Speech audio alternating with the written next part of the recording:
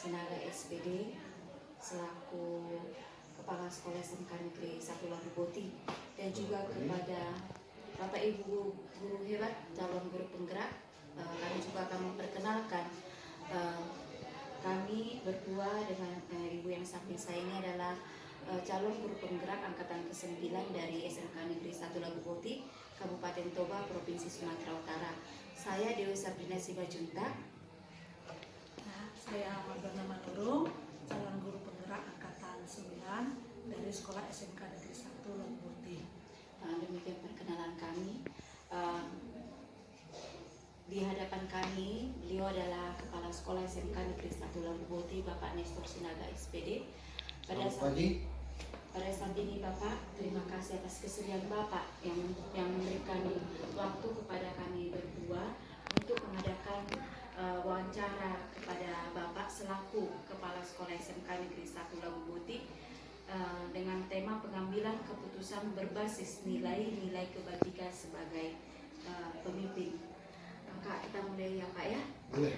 Pertanyaan yang pertama Bapak, selama ini bagaimana Bapak dapat mengidentifikasikan kasus-kasus yang merupakan dilema etika atau rujukan moral? Terima kasih.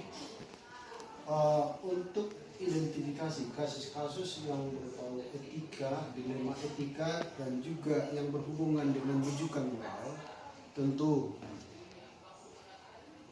guna kita mengetahui sesuatu itu, maka kita harus ada pengklasifikasian. Kita pelajari dulu, kita amati, kita teliti, kemudian kita klasifikasi. Yang mana pada saat kita menemukan sesuatu itu pada suatu kasus, maka kita akan bisa menetapkan apakah ini digolongkan ke dilema ataupun dia dianggap sebagai rujukan moral. Maka ketika kita mempelajarinya mulai dari apa akar masalahnya, maka kita akan memutuskan dia akan kita tetapkan atau kita golongkan ke dilema etika ataupun rujukan moral. Sehingga dengan kita menetapkan, mengidentifikasi hal tersebut, kita putuskan untuk penetapannya, maka langkah berikutnya kita akan bisa menetapkan langkah-langkah apa untuk berikutnya yang bisa kita laksanakan. Jadi intinya kita pelajari dulu akar masalahnya, kemudian kita pelajari selanjutnya, baru bisa kita putuskan di mana dia berada, apakah dia di posisi dilema etika ataupun di rujukan moral. Demikian saya kira. Terima kasih Pak. Pertanyaan kedua Bapak, selama ini bagaimana Bapak menjalankan pengambilan keputusan di sekolah Bapak, terutama untuk kasus-kasus di mana ada dua kepentingan yang sama-sama benar atau sama-sama mengandung nilai kebajikan? Terima kasih. Untuk hal pengambilan suatu keputusan memang kita harus mempertimbangkan berbagai hal. Jadi untuk itu tidak ada artinya kalau kita itu mengambil suatu kebijakan atau bahkan itu keputusan hanya dengan kemauan kita sendiri. Jadi untuk itu kita harus tetap bersinergi, kerjasama, kolaborasi dengan pihak-pihak terkait. Contohnya yang kaitannya dengan siswa, tentu ketika siswa itu ada masalah, apakah itu tadi seperti yang sudah disebutkan di awal, itu kaitannya dengan dilema etika ataupun rujukan moral, itu akan tetap kita adakan kolaborasi, sinergis, kerjasama antara pihak-pihak terkait dengan hal demikian. Ketika kita tetapkan, maka kaitannya itu yang paling berperan. Yang pertama adalah paling tidak itu yang pertama kita awali untuk mendeteksi ini ataupun mencari solusinya adalah kita coba ajak pertama wali kelasnya, kemudian kolaborasi dengan guru BP dan juga kesiswaan. Tidak menutup kemungkinan di luar yang saya sebutkan tadi, termasuk semua guru-guru yang berada di sekolah ini. Jadi untuk itu diharapkan itu kebijakan untuk pengambilan keputusan tetap ada sinergis kerjasama antara semua stakeholder yang terkait. Tapi namun biar tidak saling carut marut atau saling berebutan siapa yang menangani ditangani, harus kita berambil yang pertama siapa dulu yang paling bertanggung jawab untuk hal demikian. Baru nanti dilanjutkan dengan tahapan-tahapan berikutnya. Tetap harus harus ada koridornya, ada rambu-rambunya yang harus dilaksanakan biar tidak saling carut marut ataupun saling bertabrakan. Jadi ada aturan yang berlaku. Demikian saya kira. Terima kasih Pak. Berarti selama ini ada kolaborasi apa yang Ya. diterapkan Bapak. Yang pertanyaan ketiga Pak, langkah-langkah atau prosedur seperti apa yang biasanya Bapak lakukan selama ini Untuk yang tadi, yang mengatasi masalah yang nomor ya, tadi Pak? jadi langkah-langkah yang kita lakukan yaitu pertama, pelajari dulu akar masalahnya. Kemudian setelah kita temukan bahwasanya akar masalahnya ini, kemudian langkah apa yang perlu kita buat, tentu tindakan apa yang kita lakukan untuk mencari solusi atas masalah tersebut. Bukan berarti kita harus langsung memvonis, tapi solusi apa yang kita buat. Dalam hal pencarian solusi ini, disinilah perlu tadi sinergis atau kolaborasi antar pihak-pihak yang terkait untuk menangani hal tersebut. Dan pada kesempatan itu kita ajak, kita sifatnya itu membuka diri. Jadi bukan berarti selaku pimpinan itu kita harus Bapak Ibu harus melakukan ini, selaku wali kelas harus melakukan, bukan seperti itu. Tetap kita membuka diri atau mengajak dari pihak-pihak yang terkait untuk mencari solusi terbaik untuk pemecahan suatu masalah. Demikian saya. Terima kasih Pak. Pertanyaan yang keempat, hal-hal apa saja yang selama ini Bapak anggap efektif dalam pengambilan keputusan pada kasus-kasus dilema etika? Ya, terima kasih Bu. Sesuatu itu bisa kita lakukan secara efektif ketika ada data yang kita butuhkan, kemudian ada progres atau proses yang terperinci.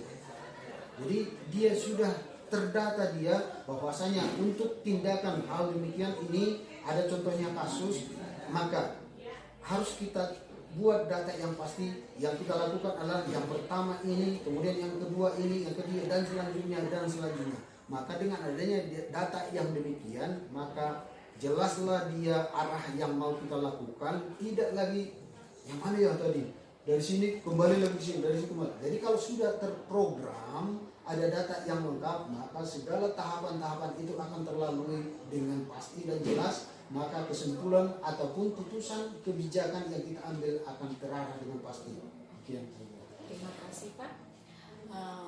Untuk pertanyaan selanjutnya saya serahkan kepada rekan saya calon guru penggerak angkatan 9 Ibu. Terima kasih Bu Dewi.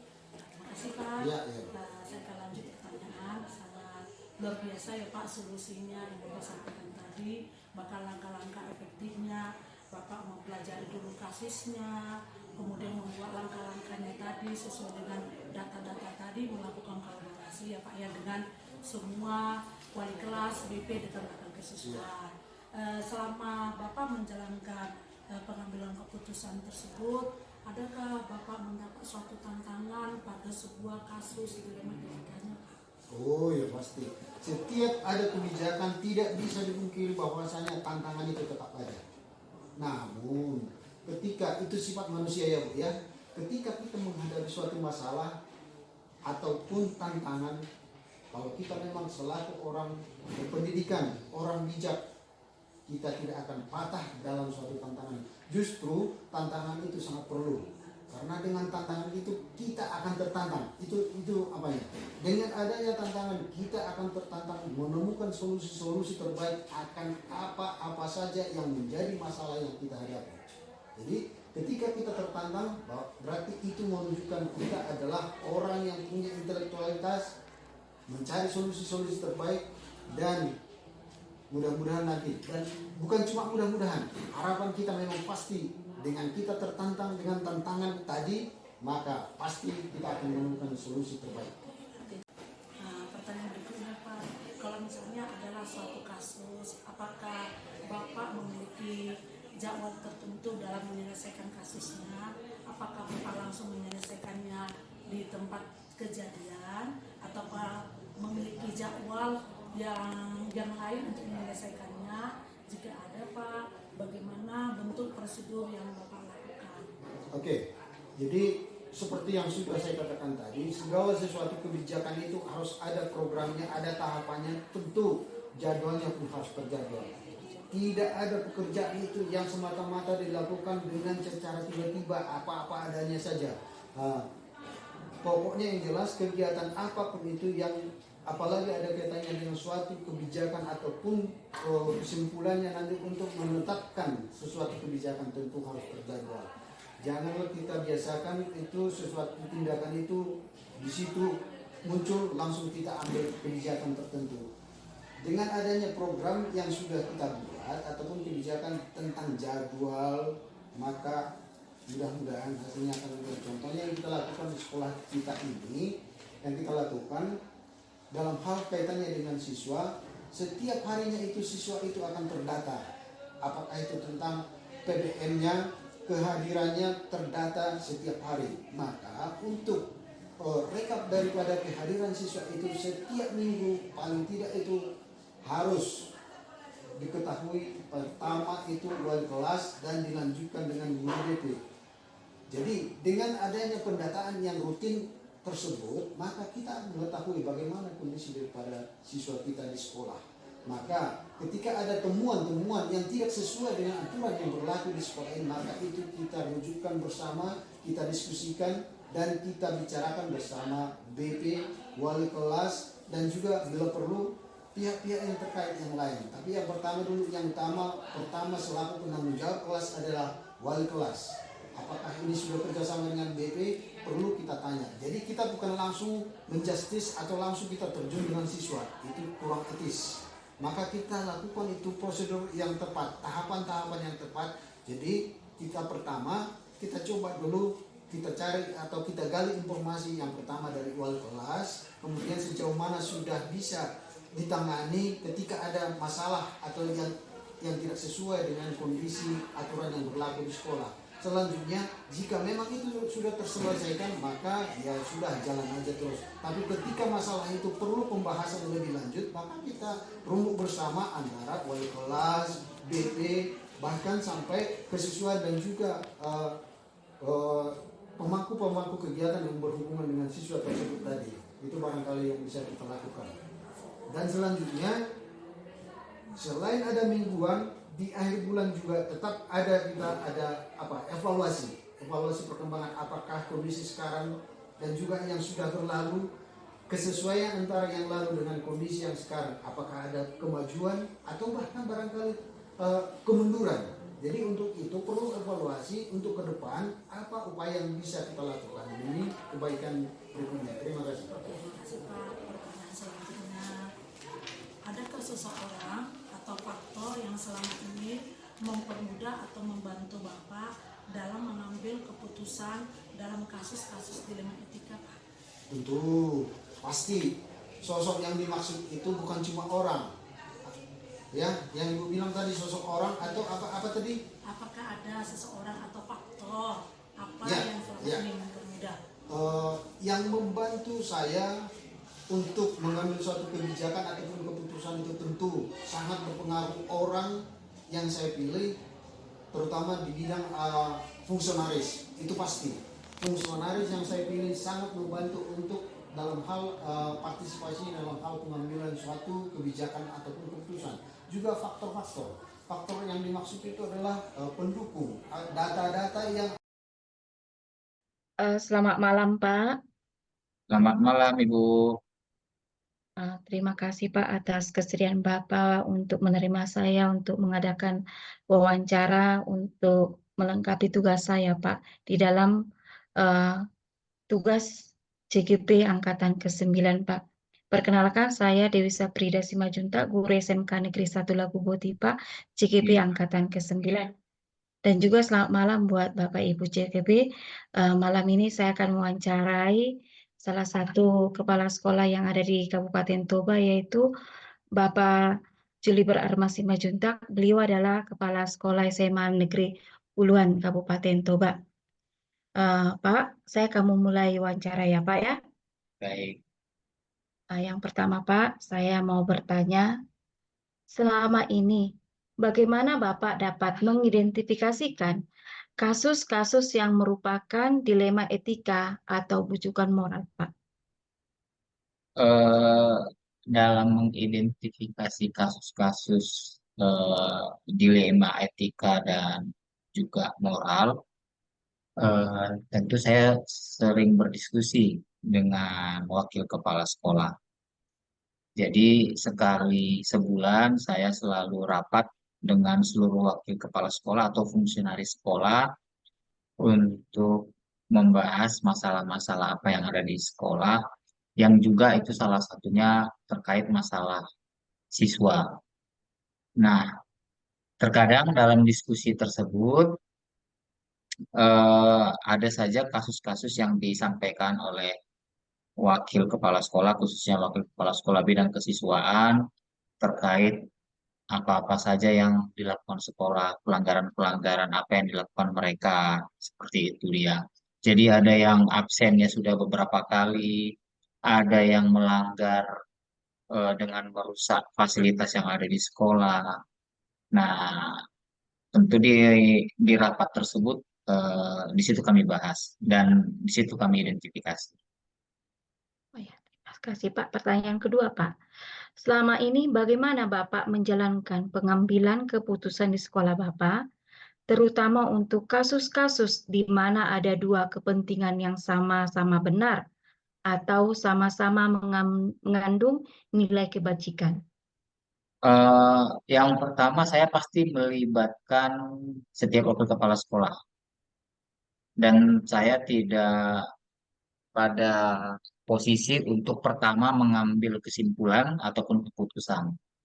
Jadi ini ada satu contoh kasus di mana ada satu siswa yang sudah beberapa kali dia tidak datang, yang setelah diidentifikasi ternyata masalah tersebut bukan karena keinginan siswa itu sendiri, tapi karena ada faktor lingkungan keluarga.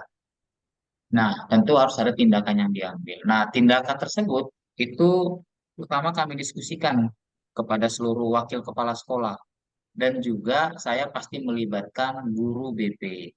Nah, saya mintai pendapat mereka satu persatu dan tanggapannya terhadap bagaimana ke depannya.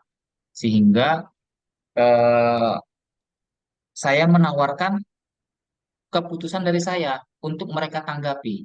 Jadi saya bukan langsung memberikan keputusan, tapi keputusan itu saya tawarkan juga kepada mereka untuk mereka tanggapi. Kemudian kami ambil kesimpulan bersama bagaimana tindakan yang terbaik. Seperti itu dia, Ibu.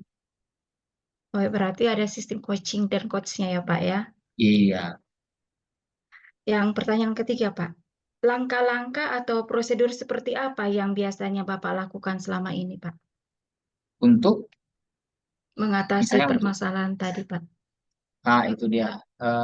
Pertama saya pasti menanyai guru BP apa masalahnya.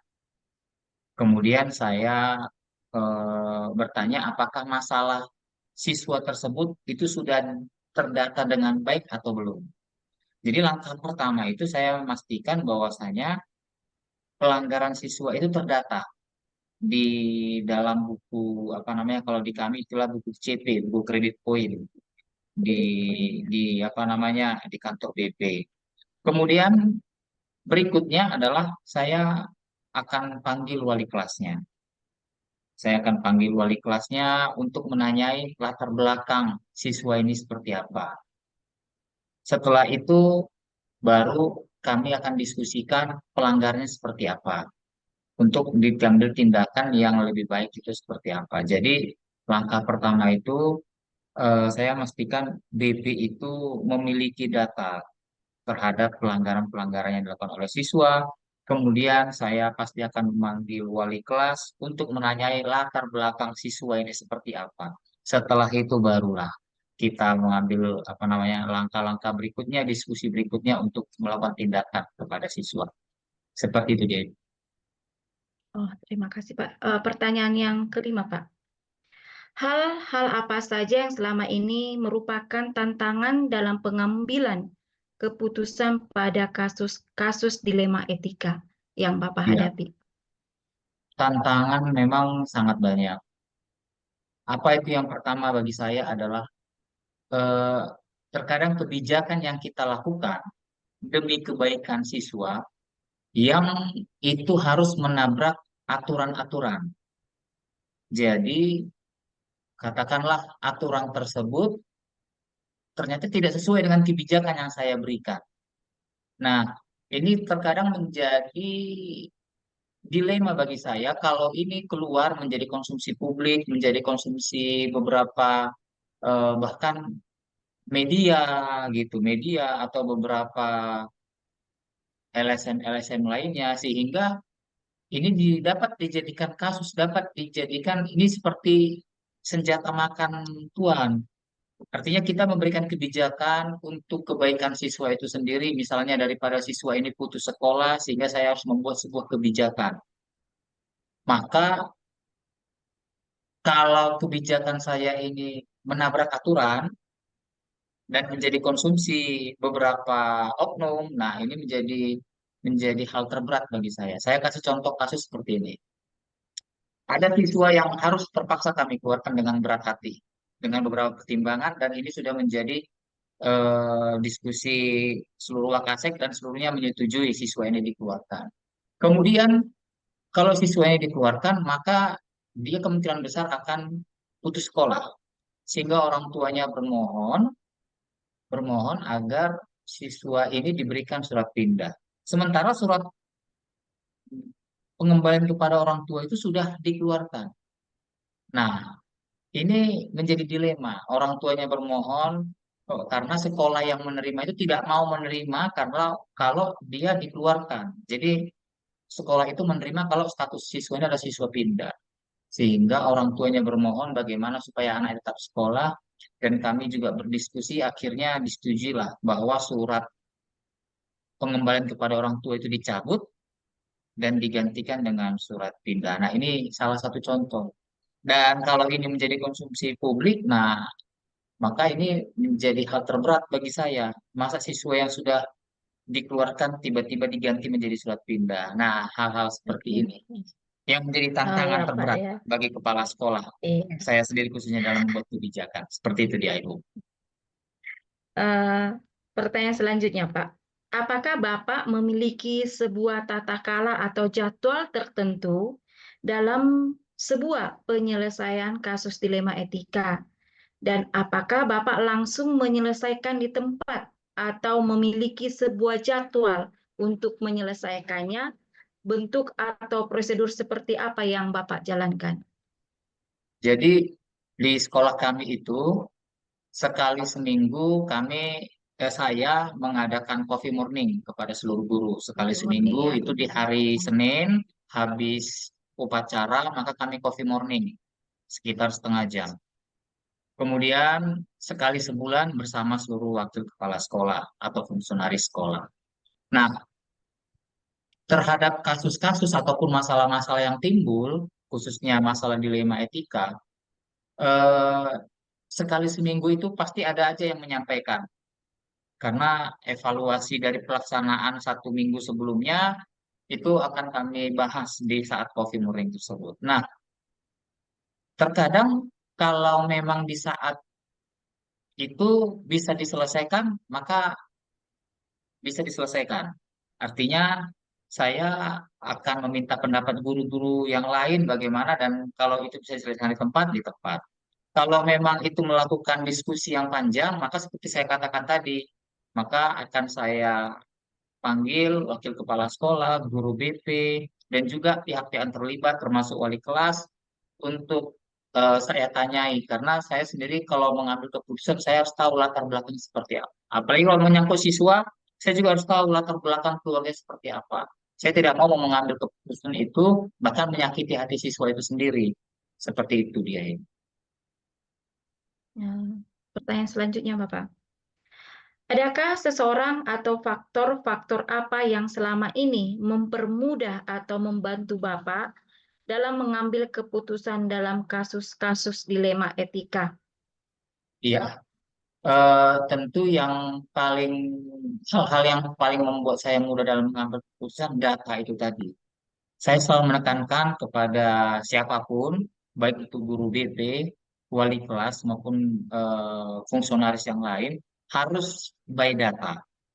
Jadi setiap apapun yang terjadi harus dicatat, harus ada dokumennya, sehingga kalau kita mau mengambil sebuah keputusan, itu sumber datanya ada. Sumber datanya ada, dan itu yang memudahkan saya untuk mengambil sebuah kesimpulan. Seperti itu dia. Jadi kalau tidak ada data, saya sendiri pusing. Kalau hanya berbicara sekedar ucapan-ucapan, data tidak ada, saya juga bingung.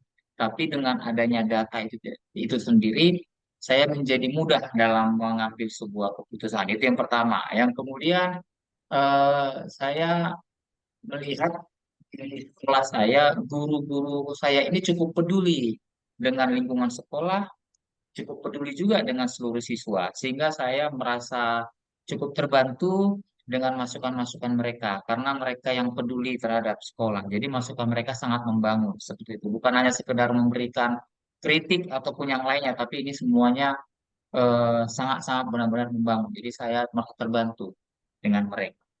Seperti itu, Ibu. Nah, ini Pak, pertanyaan yang terakhir. Dari semua hal yang telah disampaikan, pembelajaran apa yang dapat Bapak petik dari pengalaman Bapak mengambil keputusan dilema etika, Pak?